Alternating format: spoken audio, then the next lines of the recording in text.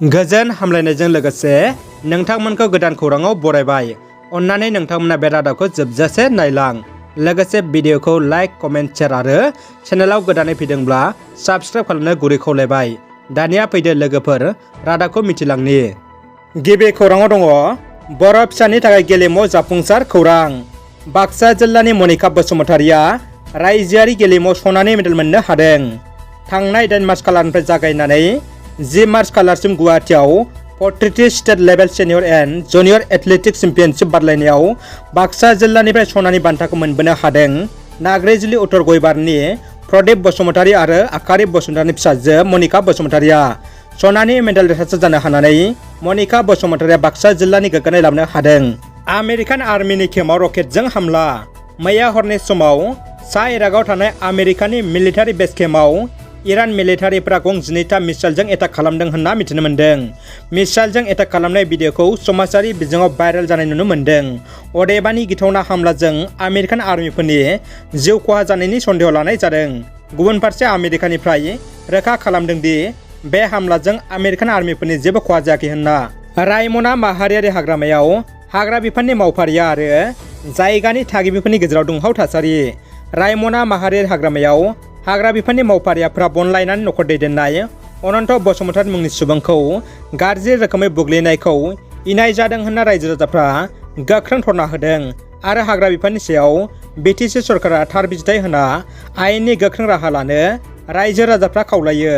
मख'नो गोनांदि हाग्रा बिफाननि मावथिफ्रा बनलायनो थांनाय अनन्त बसुमतारीखौ फाव फान्दायनासो बुग्लिदों होनना रायजो राजाफ्रा गोख्रों अजद होदों आरो लोगोसे BTC खुंथायखौ बेनि सायाव गोख्रों राहा लानो दिनै धरनानि गेजेरजों खावलायो। रुस आरो इउक्रेन दावहानि खौरां। दरनै हादरनि दावहाया दिनै गोबां सान जालांबाय, अब्लाबो दावहानि जोंनाय अरा गोमोराखै। अदेबानि दावहानि जोंनाय अरा ब्लाव ब्लावसो जोंसिनो हमदों। रुसनि आर्मिफ्रा बे समाव पलेन्ड हादरनि सिमायाव थानाय नाट'नि आर्मिफोरनि फोरोंथाय होग्रा केम्पखौ मिसाइलजों हामला खालामना फोजोबस्रांदों। इउक्रेननो सिलाइ गुलि बारुद होग्रा मिरुखौबो रुसनि आर्मिफ्रा फोजोबस्रांदों। रुसआ दावहानि सिगांनो नाट'खौ हुसियार होखादों इउक्रेनखौ हेफाजाब खालामोब्ला दावहानि फिननाया गिथावना जागोन होनना। दायो दावहानि जोंब्लावनाय अरा इउक्रेनाव गिथाव बाथावसिन जानो हागौ। क'क्राझार सहरनि डेइलि मार्केटआव गिख्रंथाव अर खामदों। मैया हरनि 10:30 समनिफ्राय अर खामनाय जाथाया सोमजियो। ब्लाव ब्लाव जोंनाय अरजों गं 15 बायदि बायदि गलाफ्रा सेवहांगार जानायजों लोगोसे गोबां लाख रांनि सि जोम मुवा बेसादफ्रा खहा जायो। अर खोमोरग्रा बिफाना गोख्रों नाजानायनि गेजेरजों 2 घन्टा सम अरजों दावहा नांनानै अरखौ खोमोरनो हायो। मख'नो गोनांदि अर खोमोरग्रा बिफाना गं 6 अर खोमोरग्रा गारि बाहायनो गोनां जायो। क'क्राझार पकेटग्राम सालाकाथि ओनसोलनि अर खोमोरग्रा गारिया फैयो। अर खामनाय जाथाया माबोरै सोमजिनाय दासिम मिथिनो मोननाय जायाखै। दानिया फैदो जोबथा खौराङाव। बड'लेण्ड सिनियर सिटिजेन्स फराम क'क्राझारनि बानजायनायाव गसाइगाव फरायसालिमायाव सानसेनि हाबाफारिजों मोनसे सावरायमेल जुथुमदों।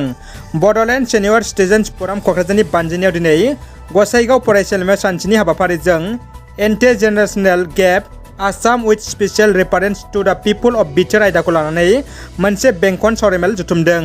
सावराय जुथुमाव गोबां सानसुमै मेलेमजिबि दैदेनगिरि आरो रायजो राजाफ्रा बाहागो लायो। रादाबा एसेनोसै लोगोफोर।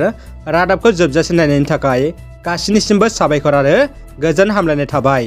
जै बर' हारिनि गोजोन्थों।